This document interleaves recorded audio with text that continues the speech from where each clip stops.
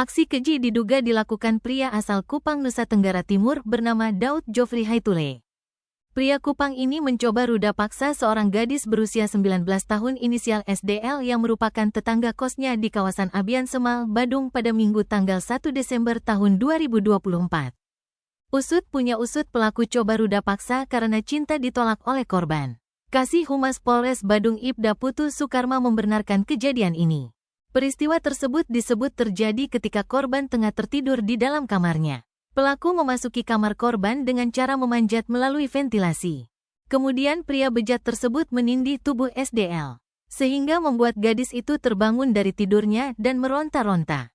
Berikutnya pelaku mencekik leher korban dan membekap mulutnya sampai gadis itu sulit bernafas. Gadis asal Jawa Timur tersebut sempat berusaha lari untuk membuka kunci pintu kamar dan berteriak meminta pertolongan. Namun dikejar oleh pelaku dan tangannya ditarik.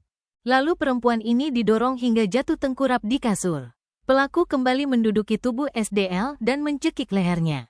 Walaupun perempuan muda tersebut terus berusaha melawan dan melepas cekikan, Jofri dengan beringas melakukan kekerasan. Sampai kemudian tubuh korban dalam posisi terlentang. Berikutnya pelaku melucuti pakaian gadis yang kondisinya mulai melemah tersebut. Setelah itu dia melakukan berbagai kekerasan seksual dan coba meruda paksa. Hanya saja diduga tidak sampai terjadi penetrasi ke kemaluan gadis malang itu. Karena korban tidak menyerah dan tetap melawan. Usai melancarkan aksinya pelaku pergi dan SDL pun membuat laporan ke Polres Badung. Satreskrim Polres Badung lantas melakukan penyelidikan ke kos tersebut.